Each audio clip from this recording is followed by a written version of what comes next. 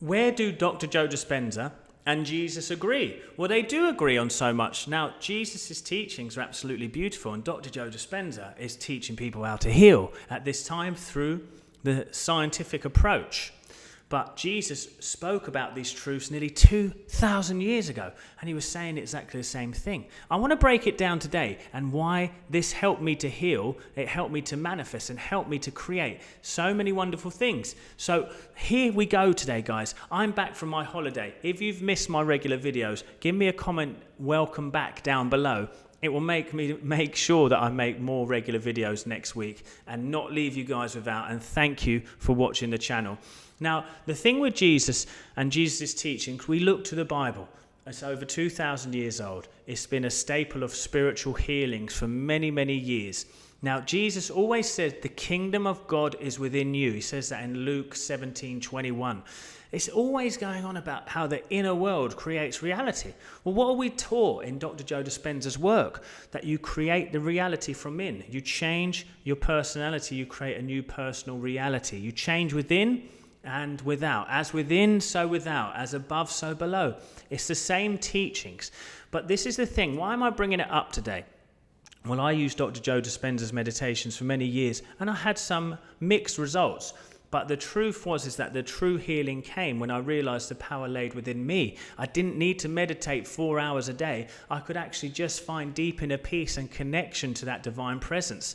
Become like Jesus. Become like the man who is the embodiment of the enlightened human, the Son of God. The enlightened human. This is what this is, okay?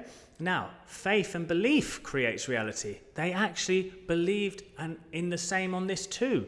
According to your faith, be it done unto you. If you can believe, all things are possible to him that believes. That's from Mark 9:29 and Mark 9:23.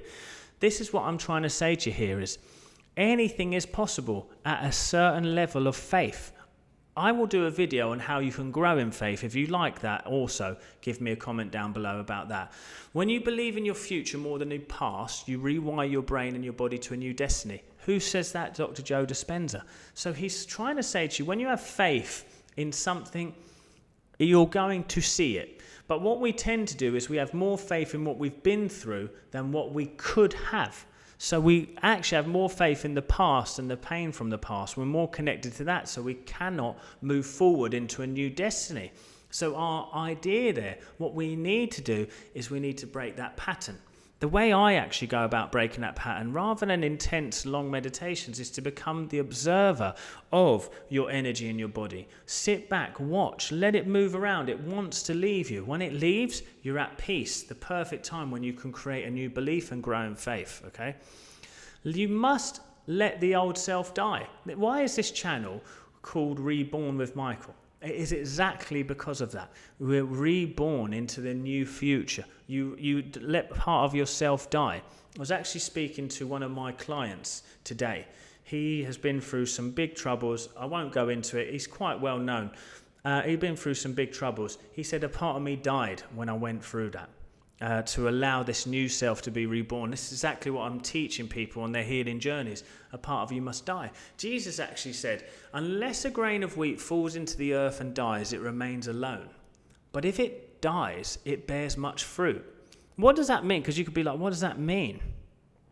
What it's trying to say is that dying to the old self, the ego, the flesh, the worldly identity, to become born again in spirit. The part of you that's so taken in by this world and everything that's going on, that's the part of us that must die. We must die to our reactionary ways to be reborn in spirit.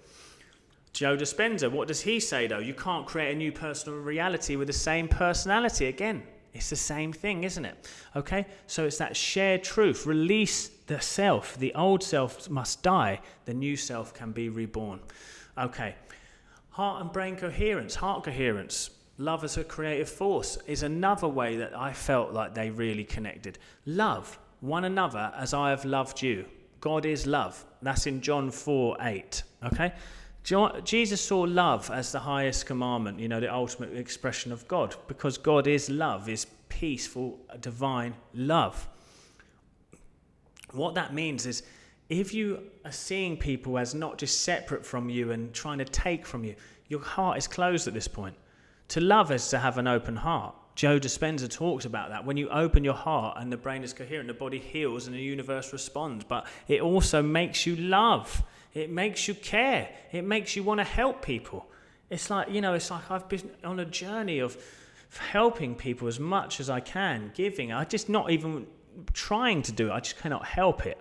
And it's a beautiful thing because the heart opens up. You must do this too. You do that, again, by letting go of the guilt, the shames, the pains, the self-deprivation, the punishment. Okay.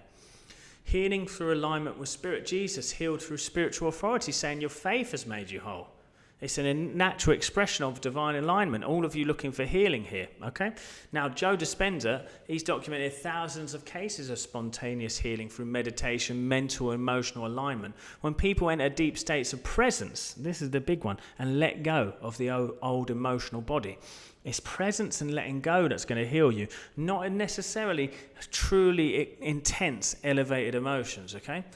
So that's where they agree. And in that, you've never heard Jesus connect with Joe Dispenza's teaching on intense, elevated emotions or overwhelming gratitude. So that part, when I was using Dr. Joe Dispenza, I let that just be part of it, but I didn't get married to having to try and find this intense emotion.